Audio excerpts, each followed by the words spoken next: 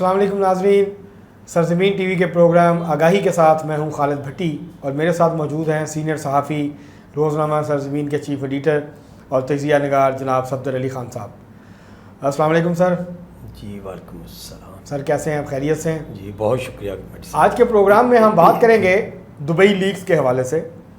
Dubai की में properties की ओनरशिप के हवाले से एक जो कंसोर्शियम था मीडिया का और मुख्तलिफ़ तंजीमों का, उन्होंने मिल के उस पर इन्वेस्टिगेशन की।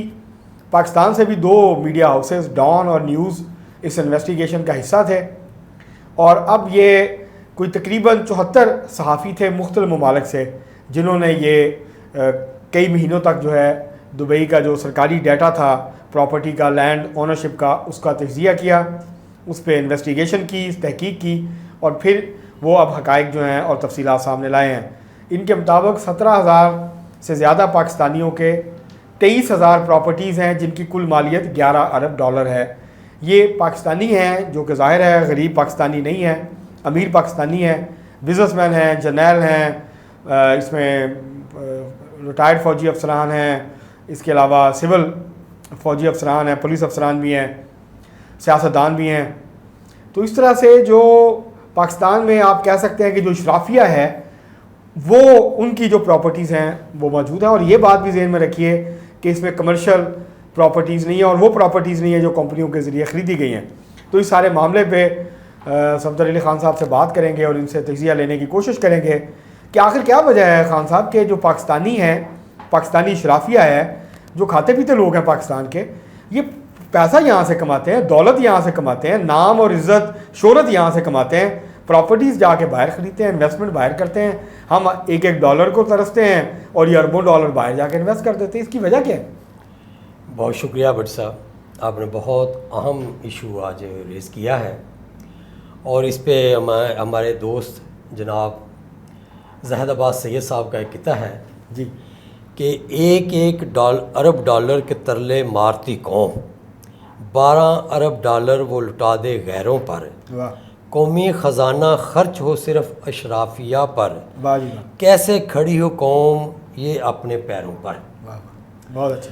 तो बात इधर से हम शुरू करेंगे कि ये एहसास की बात होती है। जी जी, आप ज़िंदगी में जब कोई काम करते हैं तो उसमें आपकी जो फीलिंग्स हैं, आपके दिल की जो धड़कन है, आपके दिल के जो ख्वाब हैं वो अयां होते हैं। हमारी अशराफिया की पाकिस्तान से मोहब्बत हमें किसी अमल में नज़र नहीं आती, अगर आती है तो बहुत कम है। हर चीज़ का बहाना बनाना बहुत आसान होता है। आप ये नहीं कह सकते कि कोई मुल्क जो है वो जन्नत नज़ीर है। हर मुल्क में, दुनिया में मसाइल भी हैं, खुशहाली भी है। तो इसी तरह पाकिस्तान में भी हालात हैं। यकीनन पाकिस्तान एक ऐसे माहौल में कायम हुआ 1947 में, जब 2 कौमी नज़रिए ने प्रवेल किया और 2 कौमें अलहदा हुईं। उस वक़्त अंग्रेज़ ने, आपको पता है कि पाकिस्तान को नुकसान पहुंचाया और हिंदू के हक़ में उन्होंने डंडी मारी। उस वक़्त के जो वायसराय थे लॉर्ड माउंटबेटन, उनके जो मोहब्बत थी वो इंडिया के साथ थी और वो इंडिया के कायम होने के बाद भी आपको पता है कि वो वहाँ के वायसराय मुकर्रर रहे। तो इन हालात में पाकिस्तान को शुरू दिन से कुछ मुश्किलात का सामना रहा है, इस बात को हम मानते हैं और मानना भी चाहिए। लेकिन इसका ये सबब नहीं है कि हम अपने मुल्क पर दीगर ममालिक को, गैर ममालिक को हम तरजीह दें और अपना मालो इसबाब, अपने बच्चे गैर मुल्की शहरी होने पर हमें फ़ख्र हो। ऐसा किसी भी मुहब्ब वतन के लिए तो मैं समझता हूँ नहीं मुमकिन। लेकिन पाकिस्तानियों में जब हम देखते हैं तो ये चीज़ हमें बहुत ही ज़्यादा नुमायाँ नज़र आती है कि पाकिस्तानियों के बच्चे ड्यूल नेशनलिटी रखते हैं, जो जिसमें कि हमारा अशराफिया सर फ़हरिस्त है। गरीब तो कोई गया रोटी कमाने के लिए और वो पाकिस्तान के फिर भी फ़ायदे में है, क्योंकि वो ज़र मुबादला की शक्ल में पाकिस्तान को ही नवाज रहा है। लेकिन अशराफिया का ऐसा कोई प्रोग्राम नहीं है। वो कमाते यहाँ पे हैं और बनाते अपनी जायदादें دیگر ممالک میں ہے، جس کا یہ آپ نے دیکھا ہے کہ یہ دبئی لیکس نے ایک بانڈا پھوڑا ہے. لیکن میں سمجھتا ہوں یہ تو عشر عشیر ہے، یہ تو بہت کم ہے. اس میں چونکہ کمرشل پراپرٹیز شامل نہیں ہیں، کمپنیز کے ذریعے جو پراپرٹیز خریدی گئی ہیں وہ شامل نہیں ہیں، تو آپ اندازہ کریں کہ صرف دبئی میں پاکستانیوں کی 11 ارب ڈالر تو میں سمجھتا ہوں کچھ بھی رقم نہیں ہے، اس سے کہیں زیادہ نکلے گی ہے. اسی طرح یورپ میں بہت سارے ممالک ایسے ہیں، خاص طور پہ جس میں برطانیہ ہے، امریکہ ہے، سوئٹزرلینڈ ہے، اس طرح کے دیگر کئی ممالک ہیں جہاں پر پاکستانیوں کی بہت زیادہ جو ہے پراپرٹیز ہیں. اور اکثر لوگوں کے بٹ صاحب میں آپ کو ایک اور مزیدار بات بتاتا ہوں کہ میں نے matric central model school Lower Mall Lahore سے کیا.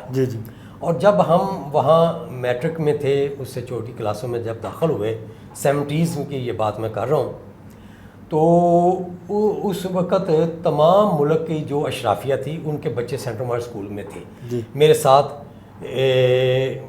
جنرل جیلانی جو گورنر پنجاب بھی ہوئے، ان کے 2 بیٹے، اسی طرح بلوچستان کے کئی وڈیرے، سندھ کے وڈیرے، اور جنوبی پنجاب کے جو ذمہ دار گھرانے ہیں، اسی طرح دیگر کئی آفیسرز لاہور میں جن کے والدین بڑی بڑی پوسٹوں پہ تھے، ان کے بچے سینٹرل ماڈل اسکول میں پڑھتے تھے. اب وہ تمام جو ایک رواج تھا وہ مکمل طور پہ ختم ہو چکا ہے. وہی جو ہمارے ساتھی دوست تھے جن کے ساتھ ہم نے میٹرک کیا، ایف اے کیا اور لا کالج میں گئے، پنجاب یونیورسٹی میں گئے، وہی دوستوں کے جب وہ ہم ملتے ہیں تو ان سے پوچھتے ہیں ہاں بھئی آپ کا بیٹا کدھر ہے، بیٹی کدھر ہے، تو وہ بڑے فخر سے بتاتے ہیں کہ وہ یورپ میں ہے، امریکہ میں ہے، مڈل ایسٹ میں ہے. پاکستان تو ایسے ہو گیا ہے ان کے لیے کہ جیسے یہاں انہیں کوئی بچھو کاٹ لے گا. تو یہ ایک سوچ ہے جس کو بدلنے کی بہت زیادہ ضرورت ہے. پاکستان کے ساتھ ہمیں اولین ترجیح پاکستان ہونا چاہیے، اور ہر طرح کی انویسٹمنٹ ہمیں پاکستان میں کرنی چاہیے، پھر ہی ہم دنیا کو بھی راغب کر سکیں گے. ایسے یہ دیکھیں نا، جب آپ کی شرافیہ اپنے ملک میں انویسٹ نہیں کرتی تو آپ کیسے لوگوں کو آپ کنونس کریں گے کہ وہ آئیں اور یہاں انویسٹمنٹ کریں؟ یہ ایک مین فیکٹر ہوتا ہے جی، قوموں کے رویے. بالکل. اور یہ رویے ہمیں جو ہیں یہ ان کو بڑھوتری دینی ہوگی، ان پہ ہمیں دھیان دینا ہوگا. ہمارے ملک کا جو برین لیک ہے اس کو ہمیں اس پر سوچنا ہوگا کہ ہمارا نوجوان جو تعلیم یافتہ ہے، ہنر مند ہے، وہ پاکستان سے بھاگ رہا ہے. اسی طرح ہمارا جو انویسٹر ہے وہ پاکستان سے شوق میں یا مسائل سے، جس طرح بھی ہے، ہم ایک اندازہ ہی لگا سکتے ہیں. حقائق تو وہ شخص خود بیان کر سکتا ہے کہ وہ کس وجہ سے باہر گیا ہے، لیکن ہمارے جو اکابرین ہیں، ہماری جو ملک کو ہینڈل کرنے والی حکومت ہے، جن کا یہ فرض بنتا ہے، جو عوام کے ووٹ لے کر صاحب اقتدار ہوتے ہیں، ان کو خود بھی رول ماڈل بننا چاہیے. اور ان لوگوں کو اگر جس طرح کے اس پراپرٹی لیک میں بھی نام آیا ہے ہمارے سیاستدانوں کا، اور انہیں چاہیے کہ جو جائز حد تک چیزیں ہیں وہ تو قابل قبول ہیں، لیکن اس میں جائز میں بھی اگر اسراف ہوگا تو وہ ملک کے حق میں نہیں ہوگا. کسی حد تک تو آپ اپنے بچوں کے لیے یا اپنے لیے یا کسی جگہ پر انویسٹمنٹ کریں، کیونکہ قانون میں تو ممانعت نہیں ہے.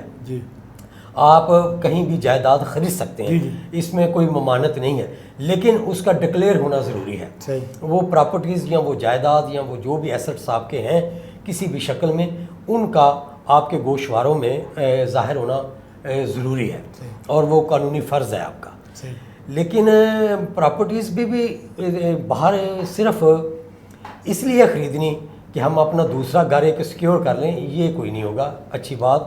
پاکستان میں ہی جینا مرنا ہونا چاہیے، اور یہی دوسروں کے لیے مثال بنے گا. صحیح، آپ نے بڑے اچھے طریقے سے ساری صورتحال خان صاحب بیان کی. اصل میں یہ بتائیں کہ یہ جو ایک ٹرینڈ بن گیا ہے، یہ پہلے تو نہیں تھا، مطلب یہ 60 70 80 کی دہائی میں بھی اتنا نہیں تھا، لیکن یہ کوئی 2000 اور اس کے بعد تو یہ بہت تیزی سے بڑھا ہے کہ جو پاکستانی ہیں، جو کھاتے پیتے پاکستانی ہیں، جن کے پاس ایکسٹرا پیسہ ہے، وہ کماتے یہاں سے ہیں، اور ان میں وہ پاکستانی بھی ہیں جو کہ مڈل ایسٹ جاتے ہیں یا آگے پیچھے جاتے ہیں، جابس کرتے ہیں، اچھی جابس کرتے ہیں، اور پھر جو پیسہ بچتا ہے اس سے وہاں پہ انویسٹ کرتے ہیں. پاکستان میں بھی کرتے ہوں گے لیکن زیادہ باہر کرتے ہیں.